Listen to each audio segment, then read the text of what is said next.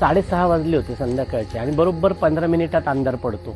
दारू प्यायला बरेचसे तिथं लोक येतात, इकडून तिकडून. त्या वाटा खूप आहेत ना टेकडीवर यायला. काय होऊ शकलं असतं त्या मुलींच्या बाबतीत? मुली घराबाहेर पडल्या, त्याच्यामुळे हे सगळं होतं. इथपर्यंत लोक गेलेत. तुम्ही हे लक्षात घ्या की इथेच ह्याच केसमध्ये मुलगे असते तर आपण कसे रिॲक्ट झालो असतो. पुण्यातल्या वेताळ टेकडीवर व्यायामाला गेलेला असताना अभिनेता रमेश परदेशीला काही मुली शुद्ध हरपलेल्या अवस्थेत दिसल्या. त्यांची ही अवस्था परदेशींनी लाईव्ह व्हिडिओमधून दाखवली. या व्हिडिओत मुलींचा चेहरा दिसत होता.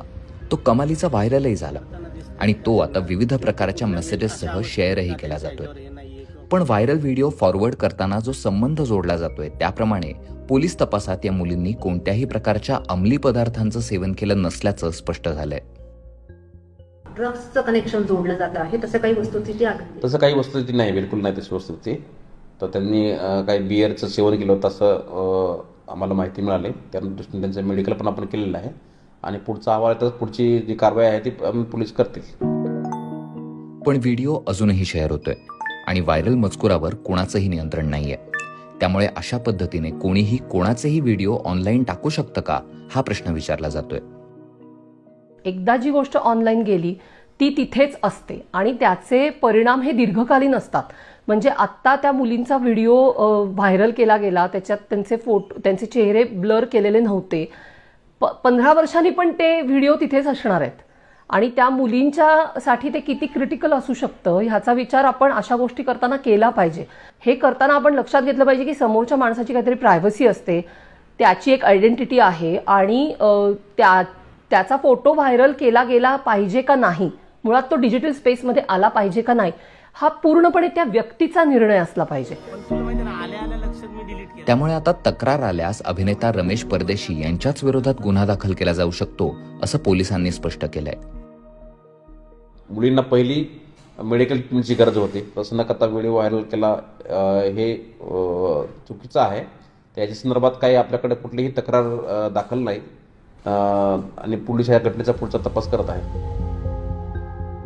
प्रायव्हसीच्या तरतुदी मर्यादित आहेत, त्या आणखी व्यापक करण्याची गरज काही कायदेतज्ञ बोलून दाखवत आहेत.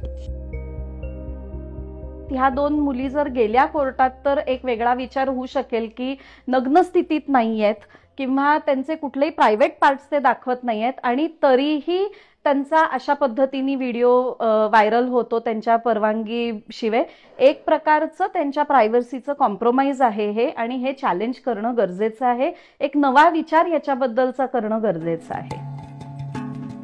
अभिनेता रमेश परदेशींनी मात्र म्हटलंय की मुलींना मदत करताना हा व्हिडिओ आपण केला आणि त्याचा हेतू समाजात जागृती आणण्याचा होता. त्या सिच्युएशनला मी ते करत होतो म्हणून तो कॅमेरा त्यांच्याकडे अनावधानाने गेला. त्याबद्दल म्हणजे मला निश्चितच म्हणजे मला वाईट पण वाटते, पण मी तो डिलीट पण केला माझ्या ह्याच्यावरनं व्हिडिओ लगेच. आणि दुसऱ्या डिजिटल माध्यमांना मी आव्हान पण केलं होतं. खरं तर त्यांनी ते ब्लर करून दाखवणं अपेक्षित होतं, कारण त्यांच्याकडे ती टेक्नॉलॉजी होती. मला वास्तव दाखवायचं होतं आणि त्याची दाहकता दाखवायची होती, हा माझा हेतू होता. जर तिथे त्यांच्याकडे त्यावेळेला लक्ष नसतं दिलं तर त्यांचा जीव जाऊ शकला असता. मग ह्याची जबाबदारी आत्ता हे जे सगळं बोलतायत ह्यातले कोणी घेतली असती का? कायदेशीर कारवाई झालीच तर मात्र आपल्याला विचार करावा लागेल असंही परदेशींनी म्हटलंय.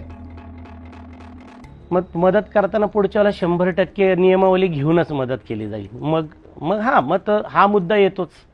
जसं कायदा बनवताना आपल्याला सांगितलं ना की ॲक्सिडेंट झालेला माणूस असतो ज्या वेळेला की तेव्हा पहिलं उचला, त्याला ट्रीटमेंट करा. पण आधी तसं नव्हतं, त्यामुळे माणसांनी जीव सोडलेले आहेत, हात लावत नव्हते. ह्या सगळ्या गोष्टींमुळे मुलींचा हा व्हिडिओ आता इंटरनेटवर कायमचा राहील.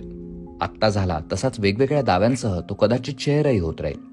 पुढची अनेक वर्ष त्यांना याबद्दलच्या प्रश्नांचा सामना करावा लागू शकेल.